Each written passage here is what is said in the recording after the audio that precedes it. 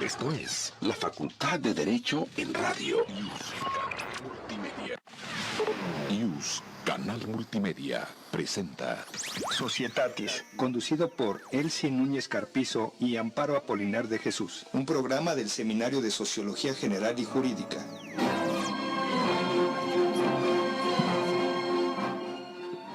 Buenas tardes, estamos nuevamente transmitiendo desde Canal IUS Multimedia en nuestro programa Societatis del Seminario de Sociología General y Jurídica de la Facultad de Derecho de la Universidad Nacional Autónoma de México. Nuestro reconocimiento y gratitud al doctor Raúl Contreras Bustamante, director de la facultad, al secretario general Víctor Manuel Garay Garzón y al maestro Ricardo Rojas Arévalo, jefe de la División de Educación a Distancia, por permitirnos este espacio para estar en comunicación con ustedes. También al maestro César Alanís, a Oscar Telles y del seminario Rosa María Valdés, Cristina Ávila, Carlos Velasquillo y la maestra Amparo Apolinar. El día de hoy, como ustedes se han dado cuenta, nos acompaña el doctor Gustavo Segura Moreno, a quien le doy una cordial bienvenida. Gracias. Y el tema es la diabetes. Antes de iniciar, por favor, maestra Amparo, la reseña curricular del doctor Gustavo Segura, por favor. Gracias, doctora. El doctor Gustavo Segura Moreno es médico cirujano por la Universidad La Salle, pediatra y dermatólogo pediatra egresado del Instituto Nacional de Salud, Hospital Infantil de México Federico Gómez. Tiene entrenamiento en atención primaria y de secuelas de quemaduras en el Rainer Hospital for Children de Boston.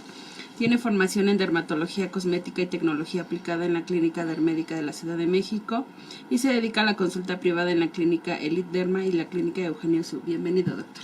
Muchas gracias. Bueno, cuando escuchamos diabetes, ¿no?, que lo escuchamos con frecuencia, desafortunadamente, nos imaginamos una serie de cosas, entre ellas que aparentemente es algo reciente y no. Se tienen documentadas inscripciones acerca de la diabetes desde el año 3000 a.C. en China, la India, Egipto, Grecia y Roma. El papiro de Evers, que es uno de los más antiguos tratados médicos, que se redactó en Egipto en el 1500 antes de nuestra era, encontrado en 1872, las inscripciones hacen referencia a los síntomas característicos de la diabetes. En la India del siglo IV, en los griegos Apolonio de Mileto y Demetrio de Aparnea, Aretus de Capadocia, pues ya nos hablan de la diabetes. Pero antes de, o al iniciar más bien, ¿qué debemos de entender por diabetes? Porque la usamos, la escuchamos, pero no sabemos en realidad a qué nos estamos refiriendo. Sí, claro. La diabetes mellitus es en realidad un conjunto de enfermedades o de afectaciones en diferentes órganos y sistemas a raíz de una alteración en el metabolismo del azúcar, de la glucosa. Ustedes saben que el azúcar es una de las fuentes principales de energía que tiene el cuerpo humano y que la necesitan las células para poder hacer todo su trabajo. Para que este azúcar penetre a las células requiere de una hormona que es la hormona insulina, y la insulina se produce en el páncreas, que es un órgano que tenemos en relación con debajo del estómago y al lado del hígado. Este metabolismo se ve alterado de diferentes formas, de ahí que la diabetes la podemos clasificar a grosso modo, sin que sean los únicos tipos de diabetes, a grosso modo en la diabetes tipo 1 y la diabetes tipo 2, que es lo que la gente ubica. La diabetes tipo 1 es donde se sabe, no se sabe el por qué exactamente, pero existe alteraciones desde el punto de vista genético y también probablemente ambientales, que detonan que el sistema inmunológico, que es el sistema que normalmente nos defiende a nosotros de infecciones, virus, hongos, bacterias, etc., por algún motivo comienza a reconocer como ajenas a las células del páncreas y comienza a atacarlos, destruyendo las células que producen la insulina. Entonces, en el paciente con diabetes tipo 1 lo que tiene es una baja en la producción de insulina. De ahí que sean a los que se les llama insulinodependientes, es decir, que médicamente los tratamos con insulina. Y en el caso de los pacientes con diabetes tipo 2, es en el que la insulina está presente, pero las células de su cuerpo no la reciben. Entonces hay dos causas: o que las células no la quieren aceptar, que se llama resistencia a la insulina, o bien que la insulina es de mala calidad, y entonces por eso es que en algunos pacientes con diabetes tipo 2, en algunos casos muy específicos, se les llega a manejar algo de insulina, pero en realidad el problema no es la falta de insulina, sino que por alguna razón su insulina no está generando el efecto en el organismo que se debe. Y existen otras, la diabetes gestacional, etc. Finalmente, el hecho de que tengamos el azúcar en la sangre y no dentro de las células, eso conlleva a una serie de afectaciones en diferentes órganos y sistemas, de donde comienza una cascada. Es decir, hablar de diabetes es solamente el paso 1 de un largo caminar hacia el deterioro de todo el cuerpo.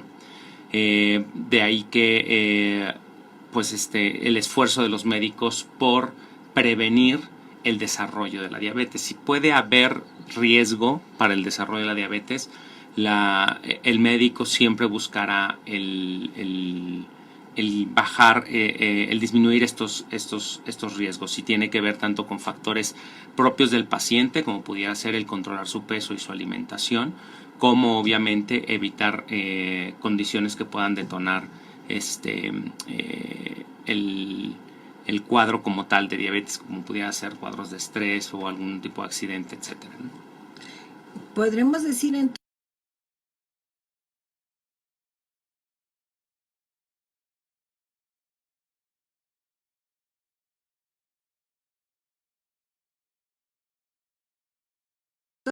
Dos cuestiones aquí en México que son sumamente importantes.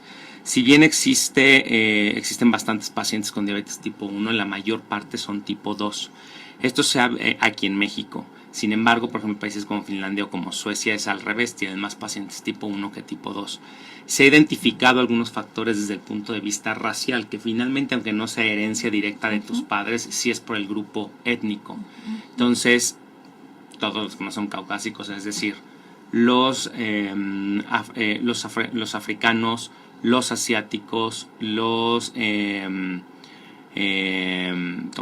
los latinos, los hispanos, tenemos mayor riesgo de desarrollo. No es lo mismo, no quiere decir que solamente nosotros, pero hay un mayor riesgo con respecto a poblaciones anglosajonas. Y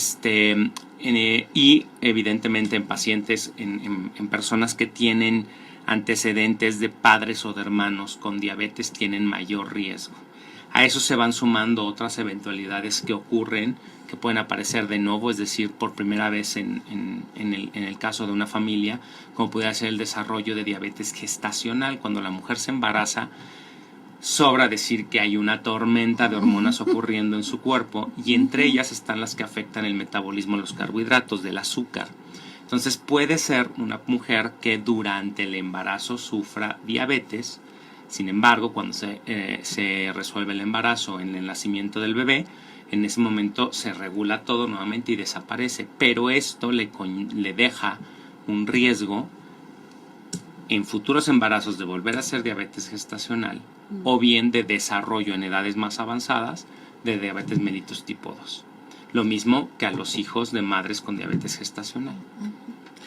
Aquí la pregunta que me viene a la mente es: ¿está determinado por grupo de edades? No sé si me explico lo que te quiero preguntar. Es decir, ¿todos estamos en ese riesgo? La diabetes mellitus tipo 1 normalmente puede aparecer a cualquier edad, pero normalmente debuta en temprana edad, en la edad pediátrica.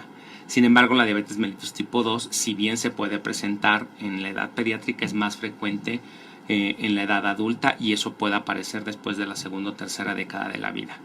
Específicamente en la condición de México, y por lo que hace un par de años comenzó esta campaña alarmante, un poco más de 2 años, comenzaron a dar la alerta de cuidado, tenemos el primer lugar en obesidad infantil. Es precisamente porque llevamos ya desde mi formación en la residencia, ya venía preocupándonos este pico tan importante de desarrollo de diabetes mellitus en niños de entre 10, 12, 13 años, que normalmente esos los veíamos en los que ya estaban prácticamente, cuando llegaba así a ocurrir, en pacientes pues ya cercanos a la edad adulta, ¿no?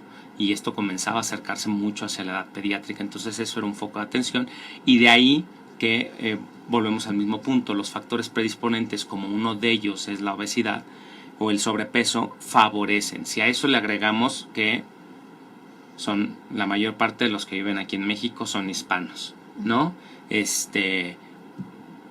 Y si hay antecedentes en la familia, pues están jugando póker con ya 3 ases en la manga, entonces es una condición importante. Y de ahí surge el decir, bueno, ok, tienes diabetes, y eso en qué implica, no es en el hecho solamente de sentirse mal, sino el deterioro de órganos tanto vitales como de función muy importantes. Afecta riñones, afecta el sistema cardiovascular, afecta el sistema neurológico, sobre todo el sistema neurológico periférico, en donde hay alteraciones que pueden ir desde alteración en la sensibilidad en manos, en pies, como también disfunción eréctil, etcétera, y otras alteraciones en tracto digestivo. Y la cascada es bastante importante, y me gustaría irla precisando en su debido momento cada una, para que la gente entienda que a veces no es muchas veces el paciente diabético se va acostumbrando a vivir así, y ya que tiene las complicaciones quiere hacer algo, y a veces pues podemos decirlo de alguna forma que puede ser demasiado tarde para la aparición de ciertas complicaciones, pero siempre es importante recibir el tratamiento para evitar complicaciones mucho mayores en un futuro. Desde esa perspectiva diríamos, ya que se detona o ya que te detectan que tienes diabetes, de por vida. Así es, no tiene cura, es de control. Entonces, claro, si tu control no es adecuado, va pasando el deterioro, o a pesar de que tengas tu cuidado en comida, etcétera, de todas formas se va deteriorando, o el grado de que se deterioran es menor. En el caso de las enfermedades crónico-degenerativas, en donde se incluye la diabetes, tenemos diferente respuesta en cada uno de los pacientes. Habrá pacientes que, pongamos un ejemplo, la persona A y la persona B, el día de hoy les diagnostican diabetes, y los dos están en las mismas condiciones. Reciben un tratamiento similar, individualizado, y pueden partir con un medicamento y su dieta. La persona A cumple con la dieta y con el tratamiento, y se mantiene bien así por a lo largo de los años y no requiere de otras cosas. Sin embargo, el paciente B cumple con su medicamento, con su dieta, no tiene tanto control como el paciente A, por lo que se le agrega quizá un segundo o tercer medicamento, pero a esto se complica con que tuvo una infección, tuvo una hospitalización, eso lo desestabilizó. Entonces la historia de cada paciente es diferente, pero la posibilidad de estar bien con tratamiento es muy alta, sí, para ambos, y disminuir. Ahora bien, obviamente, si el paciente B logra estar en control, si en algún momento tiene alguna eventualidad, una infección, un accidente, etcétera, estará en mejores condiciones de responder prácticamente como una persona normal entre mayor tiempo tenga el control de su glucosa. El paciente que llega a presentar que se pasa por alto el diagnóstico y llega a desarrollar, o incluso los que ya tienen el diagnóstico llegan a desarrollar complicaciones y entonces comienzan el tratamiento, no quiere decir que empezando el tratamiento ya se va a frenar, probablemente venga un periodo de meses en donde todavía sigan apareciendo los efectos del descuido de los meses anteriores o de los años anteriores. Es la clásica historia del paciente que se vuelve resistente, o sea, resistente no de que no le funcione el tratamiento, sino que no lo quiere tomar. Vienen por una fase de negación a veces los pacientes en determinadas enfermedades, y es muy frecuente en las condiciones de diabetes, en donde no quieren tomar el medicamento, ¿no?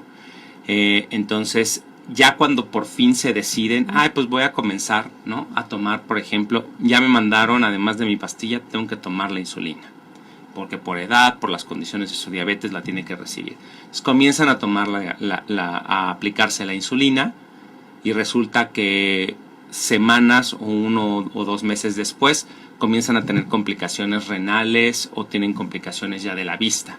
Y lo primero que hace el paciente es asociar es: la insulina fue la que me dejó ciego, o la insulina es la que me afectó los riñones. No, la insulina no hace eso. Los medicamentos para diabetes no hacen eso. Lo que pasa es que para cuando tú ya te decidiste a tomar el medicamento, ya la avalancha que venía afectando tus ojos no se iba a frenar con el tiempo que llevas apenas usando la insulina. El daño que vienes arrastrando va a cobrar factura en su debido momento, y eso es lo que muchas veces pasa. Y tristemente la actitud del paciente es: fue la insulina, ellos lo asocian directamente, dejan la insulina, y hasta que vuelven a ir con su médico para que les explique que efectivamente no era la insulina, que era algo que venía, ya dejaron pasar otros 2 meses en donde se volvió a acumular daño, y entonces es una avalancha imparable.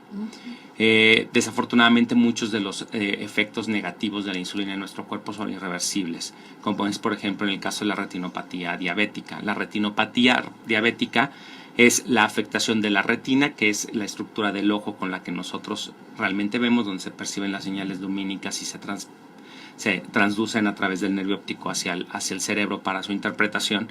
Cuando este receptor se daña es cuando comenzamos a tener alteraciones en la visión, y una vez que esto se genera, pues difícilmente hay una resolución.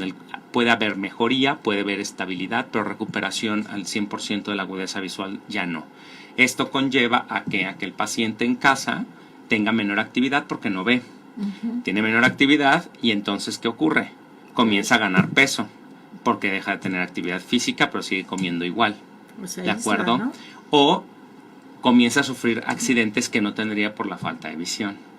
Y las personas con diabetes mellitus tienen también afectación en la cicatrización, por ejemplo. De ahí el famoso pie diabético. Una de las indicaciones importantísimas, como lo que más se llega a afectar principalmente es lo que está más lejos del centro. Por ejemplo, los pies tienen que tener un aseo impecable. Muchas veces un paciente diabético puede perder un pie por un mal cortado de uñas, porque se lastimaron, porque se lo hicieron mal, etcétera, se infectó, y como su sistema inmunológico y su sistema vascular está afectado, no se va a defender adecuadamente, no se va a restaurar, y como pierden también la sensibilidad, han habido pacientes diabéticos que se les amputan dedos porque como perdieron la sensibilidad jamás se enteraron que había una canica, literal, una canica dentro del zapato, tuvieron puesto el zapato todo el día que les hizo compresión sobre el dedo y se los gangrenó. Entonces pierden el dedo, etc. Entonces es una cadena de cosas, parece una pesadilla, pero es importante la función de los médicos, que actualmente en México, tanto médicos generales como médicos familiares, obviamente los médicos internistas y los endocrinólogos, que son los altamente especializados, e incluso hay una subespecialidad en endocrinología que se dedica solamente a diabetes. Tenemos un equipo. Tengo que cortar, mi querido Gustavo, porque si no nos van a dejar hablando a solos. Regresamos en un segundo con ustedes. Okay. Bueno, un poco más de un segundo. Regresamos con Societatis, conducido por Elsie Núñez Carpizo y Amparo Apolinar de Jesús. Un programa del Seminario de Sociología General y Jurídica. Soy Raúl Contreras Bustamante, director de la Facultad de Derecho, y los invito a seguir los programas de seminarios y colegios de nuestra facultad. Esto es la Facultad de Derecho en Radio. Las voces expertas del Seminario de Derecho Romano se escuchan todos los jueves del mundo a las 11 de la mañana con la doctora Consuelo Sirvent en su emisión radiofónica Toctus Legum. Jueves 11 a.m. a través de YUS Canal Multimedia. El Seminario de Estudios sobre Comercio Exterior de la Facultad de Derecho de la UNAM los invita a escuchar el programa de radio En Frontera, donde hablamos sobre temas de comercio exterior, logística y aduanas. Todos los martes, de 5 a 6 p.m. por YUS Canal Multimedia.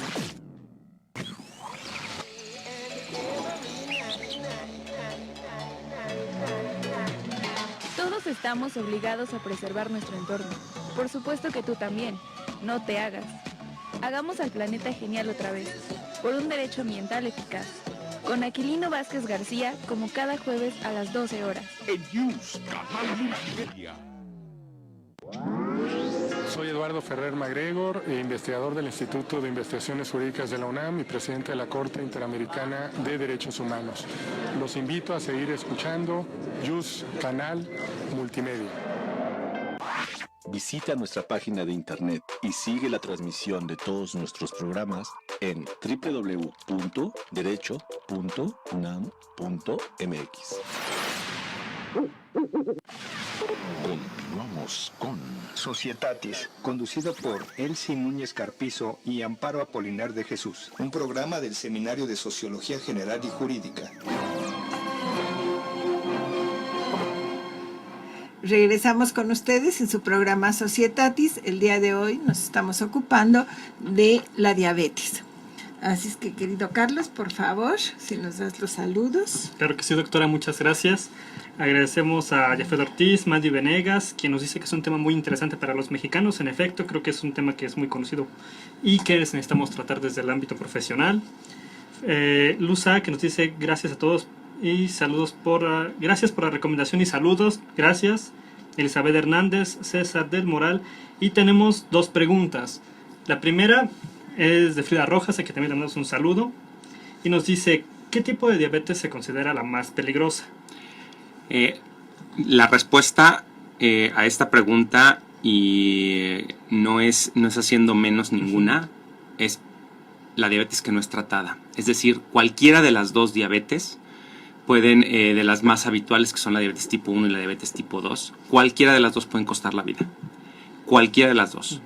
De hecho, varios pacientes que desconocen que tienen diabetes y debutan en la sala de urgencias es porque tienen uno de los dos cuadros más habituales, que son de complicaciones que pueden ser de cualquiera de los dos tipos de diabetes tipo 1 tipo 2, y que si no son controlados o diagnosticados correctamente les cuesta la vida en ese momento. Niños, adultos, viejitos, todos. Entonces, incluso una madre que sufre de diabetes gestacional y no lo sabe puede costar la vida durante el embarazo tanto de la madre como del bebé. Entonces, en realidad la respuesta es esa. ¿Cuál es la que más se complica? Cualquiera de las dos, pero aquí en México es la diabetes tipo 2. Porque la diabetes tipo 1 finalmente el paciente, como se va educando desde niño y tiene el hábito de cuidarse, pues realmente pueden llegar a tener una vida completamente normal. A veces esa es una de las preocupaciones que tienen los pacientes, es que soy diabético y ya mi vida se acabó. Déjenme comentarles que, y eso yo lo he aprendido durante la carrera, una mujer que ustedes ni se imaginarían, actriz de cine, de películas de acción y drama, etcétera, es cultural, una vida completamente normal y es diabética, Halle Berry. Entonces, cualquiera de nosotros y esto es en diabetes, pero lo mismo es en cualquier otro tipo de padecimiento.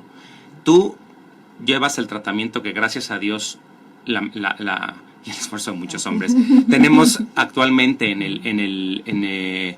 a disposición de los pacientes. Tú lo sigues y puedes hacer prácticamente una vida normal, pero a veces el paciente le cuesta mucho y ahí requerimos, y es donde a lo mejor como sociedad tenemos que ponernos en las pilas de, a ver, oigan, el asunto de un paciente diabético implica a todo mundo, porque no nada más lo lleva el médico. A veces tenemos que trabajar con el psicólogo porque por alguna razón el paciente no se quiere cuidar, no quiere seguir la dieta, se está negando todo el tiempo que lo tiene, pero pues la realidad es que está su cuerpo sufriéndolo. ¿Cuál era la segunda pregunta? La segunda pregunta, de hace algunos segundos, dice: tengo una duda. El páncreas es el órgano que produce insulina y hasta donde sé no puede ser trasplantado.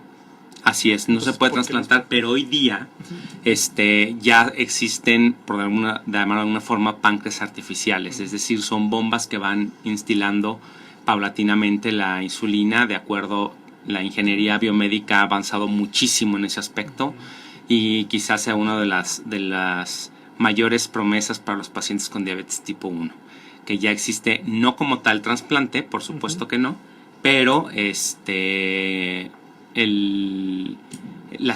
suplirlo por una bomba, que no es nada más que la esté soltando insulina todo el tiempo, sino que tiene instrumentos para medir cuando hay picos de glucosa en la sangre y que entonces lo comienza a instilar la insulina. Pero sí no se puede trasplantar, efectivamente, pero ya gracias a Dios tenemos otras alternativas, ¿no? Muchas gracias, síganos escuchando. Bueno, y la maestra Amparo, como es habitual, nos va a recomendar las películas relacionadas con nuestro tema. Muchas gracias, doctora. Pues a propósito del tema, la primera película que recomendamos es La habitación del pánico. Precisamente esta película debe su nombre a lo que se denomina habitación del pánico, que es un cuarto a prueba de todo, nadie puede entrar, excepto los dueños, claro.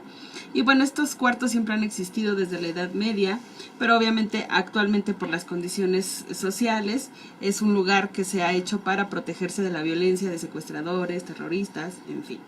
Es importante hacer esta aclaración porque es precisamente en la habitación del pánico en donde se desarrolla la historia de nuestras protagonistas, pero vamos a destacar el papel de la chica que precisamente tiene diabetes tipo 1 y bueno, durante su encierro pues sufre una crisis de hipoglucemia, que se refiere a los efectos que tienen los niveles bajos de azúcar en la sangre y que pueden provocar mareos y temblores y obviamente algunos espasmos. En este sentido, esta película fue reconocida precisamente para hacer conciencia de la diabetes específicamente en los jóvenes y cómo ciertas crisis pueden desatar este desequilibrio en cuanto a su organismo.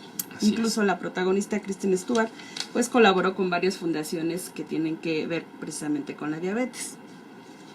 Nuestra siguiente película es Broken, de Reino Unido, de 2012. Recibió varios premios, pero precisamente esta película aborda situaciones que acontecen en el entorno de una persona que sufre diabetes. En el caso específico de nuestra protagonista, las constantes disputas familiares, tanto dentro del hogar como fuera de él, que se traducen en disputas con los vecinos, pues dificultan precisamente la supervivencia de esta niña con diabetes, precisamente porque este entorno provoca que tenga crisis de hipoglucemia. Entonces, pues también podemos destacar cómo los jóvenes tienen que enfrentar no solo con su enfermedad, sino a veces el medio ambiente o el entorno social. Y finalmente, también vamos a recomendar Magnolias de Acero, una película estadounidense de 1989, que se centra en la historia de 6 mujeres, ¿verdad? Y que al final vamos a destacar precisamente la que tiene o padece diabetes, pero que al final quiere seguir con su proyecto de vida a pesar de su enfermedad. Y entre ellas pues está casarse y tener hijos. Sí. Como ya nos había dicho el doctor, muchas veces el embarazo puede complicar esta cuestión de la enfermedad. Sin embargo, pues ahí nos deja de manifiesto precisamente el lado humano de un paciente con diabetes. Al final quiere continuar su vida dentro de los parámetros que consideraríamos normales, pero también hay que aceptar que eso trae pues consecuencias, tanto a nivel personal como en el entorno. Claro, esto nos lleva ahorita de que la familia tiene mucho que ver, ¿no? en este sentido. Y pensando que es una realidad, ¿no? Que no se acostumbra mucho el ir al médico y revisarse, o los chequeos o las revisiones. ¿Qué síntomas nos prenderían un foco rojo de decir, usted si tiene estos síntomas, pues le sugerimos que vaya? Sí, o son claro, de esas silenciosas que no podemos tener, digamos, síntomas que nos prevengan. Sí, bueno, algunas de las situaciones de debut sí pueden aparecer sin previos síntomas, sin embargo no es lo habitual. Lo más frecuente es gente que toma mucha agua, lo que llamamos polidipsia, que come mucho, polifagia, que va mucho al baño, poliuria, o sea, pero todas están asociadas, a ver, o sea, no quiere decir, yo tengo 2 de 3, no, o sea, todas van asociadas. Pérdida de peso, a pesar de estar comiendo, a pesar de estar, ¿cómo se llama? O que incluso sin, es todo un círculo, pero es pérdida de peso, tomar mucha agua, ir mucho a orinar, y tener precisamente pérdida de peso. Comer mucho. Entonces, esas son como los primeros signos. Luego, pues bueno, están los estudios de laboratorio que se hacen de rutina, en donde se determinan 2 cosas. Uno, que es la glucosa en sangre, los niveles de glucosa en sangre, pero hay hay otro estudio que es la hemoglobina glucosilada, que es la que nos habla de cuánto tiempo realmente el azúcar ha estado en su nivel. Si tiene un cambio mucho más lento. Entonces, si es la clásica trampa que hacen algunos pacientes, ¿no? Como van con su médico y no quieren que los regañen, entonces la última semana sí cumplen la dieta, y por supuesto cuando se toman los estudios la glucosa en sangre está normal, pero la hemoglobina glucosilada, que es la que más se tarda en cambiar precisamente, pues denota que todo el mes previo estuvo, bueno, por los cielos. Y en muchas ocasiones el paciente es sensible a estos cambios de glucosa, es decir, hay pacientes que apenas les sube un poco el azúcar, lo sienten, pero hay otros, por el deterioro que tienen, que pueden tener, si los niveles normales son por debajo de 120, 116, ellos tienen 400 o 500, es decir, no tienen sangre, sino tienen almíbar en las venas, y no lo sienten, ¿no? Y están tan tranquilos. Y es que esa es la otra parte que es difícil. Hay pacientes que, como esto a veces se va instalando paulatinamente, y dicen, pues yo no me siento mal, ¿no? Pero pues la realidad es que sí se han ido deteriorando paulatinamente hasta que estos niveles pues ya ni los detectan ni les hacen mayor asunto. Por otro lado, pues en el estudio en la orina, y de ahí voy a hacer un comentario con respecto a la historia que se me hizo muy interesante comentarlo. En la orina, cuando ya se comienza a dañar el riñón, tiene que recuperar normalmente el azúcar que se va filtrando en la sangre, en los riñones, la recupera, pero cuando excede un límite, pues es como al cadenero, que pues puede contener a 10 personas, pero si son 30 se le van a colar al menos 5, ¿no? Entonces, y eso se comienza a perder a través de la orina, y eso se detecta en la orina, ¿no? La presencia de glucosa. Y otra cosa que son los cuerpos cetónicos, de cetonas, que se encuentran también en la orina cuando, a falta precisamente de que el azúcar, aunque está en la sangre, no la pueden utilizar las células, comienzan a hacer uso de grasa o de músculo. De ahí que comienzan a perder peso, a pesar de que estén comiendo mucho. Entonces esa es una cuestión por la cual entonces también se llegan a identificar. Y la cuestión de la historia que le comentaba es que así que muchos siglos atrás, a veces se sospechaba de que tenían diabetes precisamente porque al momento de orinar, y que orinaban en la calle, las hormigas iban hacia la orina porque era un líquido dulce, y finalmente eso les atraía. Entonces ahí es cuando decían, esta persona puede tener diabetes o tiene diabetes, ¿no? Porque su orina era dulce. Bueno, hablando de la alimentación, que tendríamos que referirnos que el problema de la diabetes es importante. Se calcula que actualmente está en 8.3 de la población mundial, y que las predicciones para el 2030, que no queda tan lejos, aunque los jóvenes piensen que son muchos años, se calcula que casi un 10% de la población va a tener diabetes. Esto quiere decir que cada 10 segundos, en lo que tardo en decirles, cada 10 segundos se detectan 3 nuevos casos de diabetes. Pero yo quería ir ahora a la alimentación. Sí, nos has dicho y sabemos, México tiene el primer lugar de obesidad, pero también tenemos que señalar aquí que tenemos una alimentación, porque aquí acostumbramos a celebrar todo, y si no nos inventamos alguna celebración, ¿verdad? Y que esto implica pues la comida sustanciosa mexicana. También tenemos una predicción a la comida chatarra, a la comida rápida, y voy a dejar al final los refrescos porque esos ameritan un comentario particular. Entonces, ¿qué hacemos frente a este estilo de Sí, vida, aquí llamaría tenemos, yo, ¿no? Sí, claro, y es todo, es parte también de la tarea como médicos de ir haciendo estas modificaciones en el estilo de vida, porque nos enfrentamos a cambios o a choques culturales. La realidad nos habla de si seguimos, y lo peor es que ni siquiera es que sigamos una dieta tradicional mexicana, está contaminada con 18,000 cosas, entonces a lo dulce lo volvemos mucho más dulce de lo que originalmente era, ¿no? Y las proporciones de los platillos se vuelven mucho más cargadas en carbohidratos de lo que originalmente eran. Y aparte, ahora les agregamos cosas para llamarlas cocina gourmet y demás, entonces realmente se modifica el platillo original.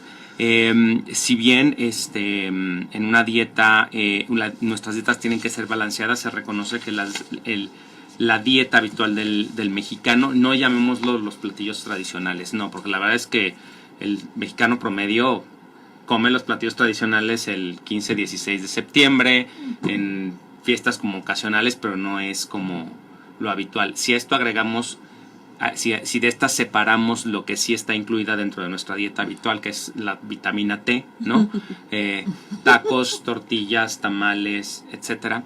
Entonces sí, está completamente cargada hacia el lado de carbohidratos y de grasas, y esto conlleva la obesidad, y además tenemos una vida cada vez más sedentaria. La inactividad, eso genera que la cantidad de energía que comemos, pues ocupamos un porcentaje y el otro se va a reserva. El problema es que esta reserva, cuando nosotros no tenemos el consumo adecuado, más bien el aprovechamiento adecuado de la glucosa por la falta de insulina o por la mala calidad de la misma, entonces comenzamos a utilizar estas reservas de forma inadecuada y viene entonces el problema de la diabetes. En el caso específicamente, los refrescos son altamente adictivos por la gran cantidad de azúcar y que se disuelven en tan solo unos cuantos mililitros de agua. Entonces existen grandes campañas, memes, videos para hacer conciencia de que un vaso de refresco contiene una cantidad de azúcar que nosotros no nos comeríamos a cucharadas. Entonces eso es importante. De ahí que, aunque obviamente hay muchos intereses económicos involucrados, la campaña, o al menos la tarea del médico, es el denunciar, el decir, este tipo de alimentos no deben de ser permitidos para niños, porque es precisamente donde se genera mayor adicción.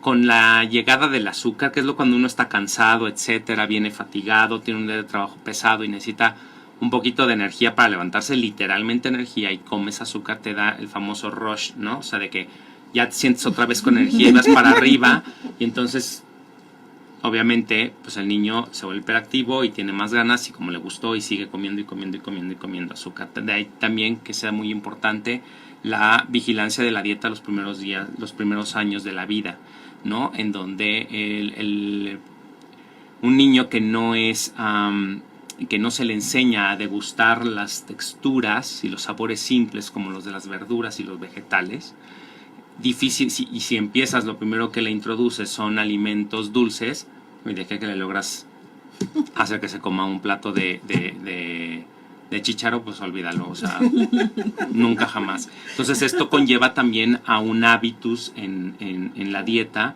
que todo es importante. No es porque los médicos ahora quieren meterse en todo, y es que en mis tiempos sí, pero en los actuales, o sea, tu niño no nació en 1920 para que no hubiera los problemas que hoy día tenemos, ¿no? Entonces por eso es que se ha enseñado. Y algo que quería yo comentar antes de que se me olvide, y no podía faltar el detalle dermatológico, hay una fase a la que le llaman prediabetes de una forma medio errónea, porque en realidad es una alteración ya en el metabolismo de carbohidratos, es decir, que nuestro cuerpo no asimila adecuadamente los carbohidratos, y este exceso de la insulina que no está siendo absorbida y que a lo que llamamos, les explicaba que era la resistencia a la insulina, da manifestaciones en piel. Y la primera, una de las primeras es lo que se le llama acanthosis nigricans. Ahora, ¿qué quiere decir esta palabra tan rara? Es el engrosamiento y obscurecimiento de ciertas áreas del cuerpo, específicamente las más notorias son en cuello, axilas e ingles. Entonces, si la gente que nos está escuchando y que tiene este tipo de característica de, oye, ¿sabes qué? Sí, y por más que me tallo, porque aparte ni se esfuercen en tallar lo que no se les va a quitar, se les va a poner más negro.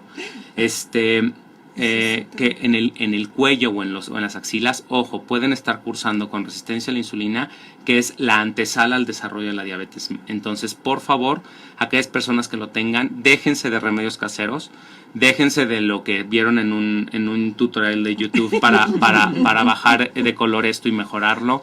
No, ni le echen la culpa ni al desodorante, ni a los collares. No, vayan a una atención médica porque es importantísimo que se sepa. Y si es eso, tienen que llevar el tratamiento adecuado, que será con su médico, con su nutriólogo y en algunos casos con psicólogo, precisamente porque hay que saber qué es lo que está pasando de fondo, que a veces el paciente no puede resolver y muchas veces la ansiedad conlleva que el paciente coma y coma y coma. Si tiene esta predisposición, pues bueno, empeora. Pues vamos a una pausa y regresamos en un segundo. 2 minutos. ¿No? 2 minutitos. Regresamos con Societatis, conducido por Elsie Núñez Carpizo y Amparo Apolinar de Jesús, un programa del Seminario de Sociología General y Jurídica. Visita nuestra página de internet y sigue la transmisión de todos nuestros programas en www.derecho.unam.mx. Soy Eduardo Ferrer MacGregor, investigador del Instituto de Investigaciones Jurídicas de la UNAM y presidente de la Corte Interamericana de Derechos Humanos. Los invito a seguir escuchando JUS Canal Multimedia.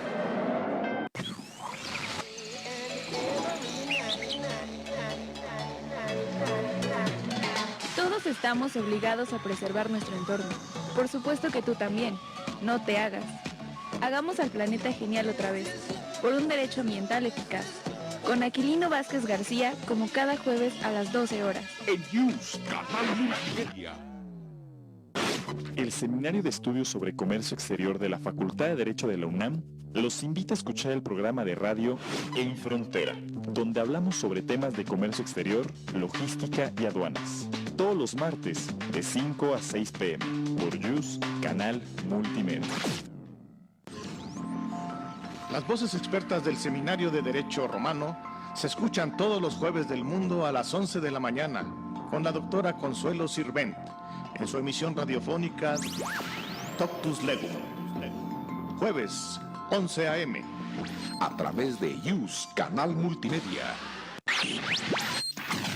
Esto es la Facultad de Derecho en radio. Soy Raúl Contreras Bustamante, director de la Facultad de Derecho, y los invito a seguir los programas de seminarios y colegios de nuestra facultad.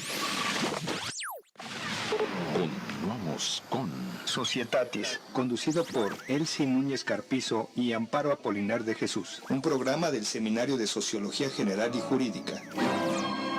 Poniendo eso, Regresamos con ustedes en su programa Societatis. Estamos hoy con el tema diabetes y esperamos las últimas recomendaciones de la maestra Amparo para este fin de semana. Gracias, doctora. Pues ahora vamos a recomendar documentales que nos van a acercar un poco precisamente al día a día de la enfermedad. El primero de ellos es un documental argentino de 1998, Punto de Equilibrio, y que nos aborda la enfermedad desde el punto de vista del paciente y su entorno familiar. Básicamente nos describe cómo es la enfermedad, cuáles son los efectos, cuáles son los factores que inciden en una persona para que desarrolle la diabetes, pero también nos habla de este aspecto de la prevención o lo que se consideran los 4 pilares básicos en la atención de la diabetes. La primera, que son los cambios en los hábitos de vida, como nos comentaba el doctor, modificar la alimentación, implementar una rutina de ejercicios, la medicación. Hay medicamentos específicos para el tratamiento de la diabetes y que obviamente los pacientes deben de consumir de acuerdo a las condiciones que presenten.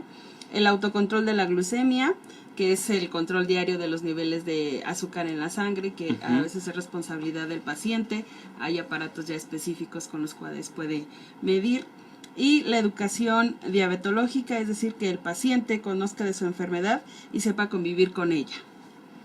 El siguiente documental es Mi Dulce Vida con Diabetes. Es un documental español de 2017 que precisamente se estrenó a propósito del Día Mundial de la Diabetes, que fue el 14 de noviembre. Y este documental ganó el premio Viamed a la salud y calidad de vida en España, y pues precisamente nos habla también de cómo adquirir hábitos saludables para prevenir el desarrollo de la diabetes, y si una vez que se tiene, pues cuáles serían los hábitos de vida saludables para tener calidad de vida, porque muchas veces a los mismos pacientes piensan que tener diabetes ya es me voy a morir mañana, ¿no? Sin embargo, muchos pacientes con diabetes pueden tener todavía una larga esperanza de vida, claro, siempre y cuando tengan los cuidados pertinentes. Exactamente. Y por último, el documental mexicano de 2014, Dulce Agonía, que nos habla precisamente de los estragos que el tipo de alimentación que tiene el mexicano pues puede desencadenar diabetes, en este caso específico de la comida chatarra. Y por supuesto cómo impacta el entorno, en específico la publicidad para el consumo de estos alimentos chatarra. Nos muestra algunas estadísticas que precisamente tienen que ver con México, pero también cómo podemos de alguna forma prevenir a través de los hábitos saludables. Muchas gracias. Y Carlos, tenemos saludos. Mandamos Nuestra un última saludo fase. a Bray Gutiérrez, quien dice que es un tema que nos incumbe a todos, por supuesto, no solamente los diabéticos tienen que estar al tanto, sino los familiares que al día con día tienen que estar con un diabético, por supuesto. Y Luisa Casiano, que nos manda saludos a todos, un cariñoso saludo, y síganos en este último bloque. Bueno, voy a retomar o quedarme con los refrescos. El Euromonitor considera que el consumo per cápita en México de refresco es de 105.4 litros al año, que es mucho más que los litros de leche, ¿no? Ahora, un caso importante es el de la zona de los Altos de Chiapas, que es una de las zonas más pobres del país, con altos índices de desnutrición, y sin embargo tiene el primer lugar en el país del consumo de refrescos de cola. El antecedente de esto nos dicen que los indígenas de San Juan Chamula le rezaban a los santos entre sorbos de una bebida que se llamaba poch. Era una especie de aguardiente para rezar y establecer esta comunicación espiritual con los santos. Sin embargo, los misioneros, al ver esto, que obviamente traía alcoholismo, satanizaron, y entonces lo que hicieron fue sustituir esos altos índices de alcoholismo con la Coca-Cola o refrescos de cola, que di el anuncio. Entonces, aquí vemos que que es lo que yo quería resaltar, es decir, una zona tan pobre del país, con altos índices de nutrición. Por otra parte, que podemos estar o no de acuerdo a esto, también hay un problema importante de agua en esa región, ¿verdad? Es decir, han reducido en forma importante porque el agua está contaminada, porque se la llevan grandes empresas, etcétera. Entonces, los habitantes están tomando excesivo refresco de cola. Ahora, ¿cómo va a influir esto? Porque además pensaríamos que en unas regiones sin recursos económicos no tendrían el consumo de estos refrescos de cola. Entonces, ¿cómo podemos, si en estos lugares, a ver si me explico lo que estoy tratando de señalar, se da este consumo, cómo en las ciudades vamos a poder reducir, o cuáles serían las recomendaciones que nos darías para tratar de... El asunto de los refrescos de cola y los refrescos en general se convierte, es un problema que va, además de lo que nos toca el día de hoy, que es la diabetes mellitus, también está asociado a los problemas de desnutrición. El hecho de que sea un, entre comillas, alimento, ¿no?, que provee mucha energía, muchas veces las familias de escasos recursos invierten en este tipo de productos porque les sale más barato y no tienen dónde guardar los alimentos perecederos. Entonces es más fácil tener el refresco, es una inversión más protegida, les va a dar azúcar a mis hijos, van a seguir vivos por alguna forma y bueno, empeora, ¿no?, la situación. En cuestión de la de ciudades como la Ciudad de México, pues bueno, ha existido esta campaña, se ha hecho esfuerzos en que este tipo de productos tengan envases de venta mucho más pequeños, para que sea como un poco más controlado, que se incrementen ciertos costos, que se prohíba su venta en determinados sitios, en escuelas, etcétera. Finalmente yo creo que independientemente de la normativa que se le pueda poner y eso lo hablo a título personal, independientemente de la normativa que se le pueda poner a la productora, a la empresa, el mayor trabajo está en casa. Muchas veces, y es lo que ocurre, la mala alimentación que muchas veces llevan los hijos es por descuido de los padres desde el punto de vista de, no es que no les proveen, lo que pasa es que la ley del menor esfuerzo, ¿no? ¿Con qué se va a estar tranquilo? ¿Qué es lo más fácil de conseguir? ¿Qué es lo que no le tengo que preparar? Yo tengo que preparar una jarra de agua de frutas, pero no tengo que preparar un refresco, vengo cansado, ¿no? Etcétera, etcétera, etcétera. Entonces muchas veces algunos chicos, por condiciones de que la familia trabaja y se quedan ellos solos a cargo de la casa de los hermanos, etcétera, pues ellos deciden el menú y qué es lo más sencillo, pues lo que más me gusta, ¿no? Entonces no voy a ir a consumir el cartón de leche que lo tienen reservado para los niños más chiquitos, sino que le voy a entrar al refresco, ¿no? ¿Qué es lo que te ofrecen normalmente cuando llegas a una visita social, etcétera? Entonces tenemos que comenzar a educar más bien a la gente con respecto a que lo mismo que ocurrió y que gracias a Dios cada vez eso creo que sí ha logrado un poquito de permeabilidad en la sociedad, por ejemplo el asunto del tabaquismo, ¿no? Afortunadamente ya hay varios jóvenes que ya es más difícil que caigan en el asunto del tabaquismo, pero siguen existiendo. Pero ya al menos tienen un poquito más de conciencia. Eso mismo que nos ha llevado años a hacer con el asunto del tabaco, va a ser exactamente lo mismo con respecto a la nutrición. Porque, y antes de que se nos acabe el tiempo, quería yo comentarlo, es que esta cascada de complicaciones en las personas con diabetes mellitus implican el trabajo de muchos profesionales de alta especialidad, incluso para su atención. Entonces al sistema de salud le cuesta, un paciente diabético le cuesta mucho, de ahí que la mayor parte de los esfuerzos en campañas de salud estén enfocados en estas enfermedades que tanto afectan. ¿Por qué? Porque el paciente deja de trabajar, deja de ser económicamente activo, complica a las familias y se van a veces todos los ahorros ahí. Es lo que yo les comentaba. A quien a lo mejor no empezaron con el problema de los ojos, ¿no? Sino que su complicación fue, por ejemplo, a nivel renal. O sea, el paciente pues, tiene que dejar de trabajar porque ya por la insuficiencia renal ya no puede, después acaba en diálisis y es todo un asunto.